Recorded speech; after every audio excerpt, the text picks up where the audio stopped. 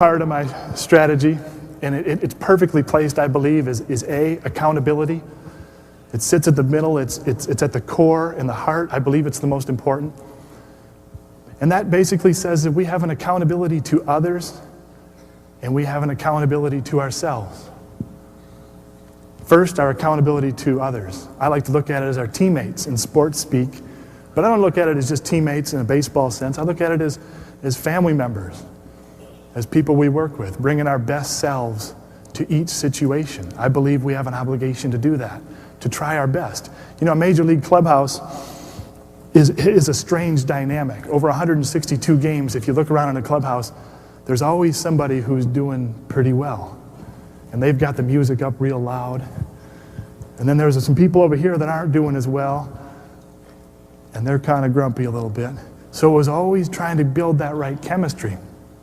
And I had a teammate who was great at breaking through that sort of tension. How many people are from Southern California here?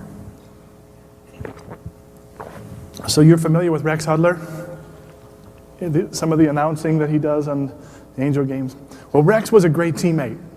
He was somebody who made a career basically out of his positive attitude and his enthusiasm. He used to walk into that clubhouse, he'd look around and he'd say, "What are you going to be today? Are you going to be a fountain or are you going to be a drain?" And I thought that was a great statement. You know, you could either be caught up in your own world and be a drain, or you could have your house in order enough to lift somebody else up and understand that the entire team's chemistry was the important thing. Rex had another story with that I went a long way towards his attitude and accountability. Back when Bo Jackson played for the Angels, Bo was coming up to bat in a big, crucial part of the game. Couple men on, the Angels were down by 3 runs. Bo Jackson stepped up and hit a 3-run home run. Wow, exciting. Late in the game, he kind of ran around the bases, stepped on first, stepped on second, stepped on third, came home, came in the dugout, kind of limp-wristedly shook everybody's hand and sat down. Well, you can imagine Rex. He was... Next day in stretching exercises, he looks over to Mark Langston, a teammate, and he says, "Mark, I can't believe Bo. He had a chance to pump our boys up there. He didn't do anything. He didn't show any emotion." Mark looked at Rex and said, "Well, why don't you go explain that to Bo?" So Rex said, "I will." To his credit, he did. He walked over to Bo Jackson, and they had an animated discussion. He walked away. Sure enough, a couple days later, maybe a week or two, Bo Jackson comes up in a very similar situation. This time the Angels are down by 1 run. 1 man on, Bo Jackson, pinch hit, home run. So everyone's aware of what's happened now, sitting in the dugout. Bo takes off. I mean, he just sprinting to first. He stomps on first base, stomps on second, pounds on third, comes home and jumps on the plate. Who's waiting for him at the top step but Rex Hudler? Bo comes in, high fives Rex, chest bumps him and knocks him to the ground. Rex is laying in sunflower seeds, tobacco juice, Gatorade. He's got cups all around. He looks up at Bo and he goes, "That's what I'm talking about. That's the kind of enthusiasm we need."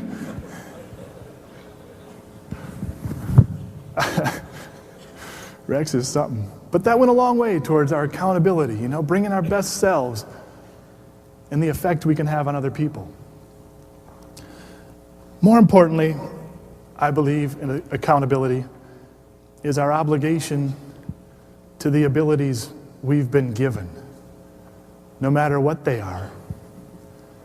You know, we may have someone over here who's the most talented person in the room and someone over here who's the least talented, but I believe the obligation to make the most of those abilities is equal. One of the great joys of my career was playing in the beautiful ballparks all over the country. Fenway Park, Yankee Stadium, Toronto, Texas, Anaheim, all over. These fields are immaculate, they're perfect. You don't get a bad hop. The mounds are incredible. But many times, underneath those fields and in the hallways and tunnels of the stadiums is where the players hang out. And once my playing became known around the country, word got out of how I played, families started to come. People asked for meetings, moms and dads, and they would bring their kids. And I was just a baseball player, you know, but they'd bring kids facing challenges that I had never dreamed of. Birth defects and handicaps, different things, wanting to know advice, asking me what I would say. And I felt a responsibility to that. Although I was trying to be the best baseball player I could be, I wasn't necessarily trying to be a role model.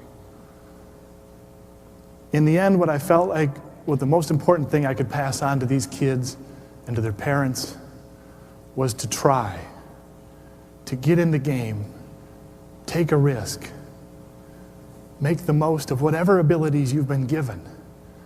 Never use the circumstances of your life as an excuse, because people will allow it, you know? People will forgive it, but you'll know in your heart that you've given in and that you haven't made the most of what you've been given. It's that mirror test, and it doesn't sound that hard, but take a look in the mirror and ask, am I making the most of the abilities I've been given, whatever they are, and whatever aspect of your life you're in? Am I being the best dad I can be? Am I being the best pitcher? You know, one time I was playing for the New York Yankees, and I was having a tough time, and I was just average, 500. And the New York Times writer wrote that I was an underachiever.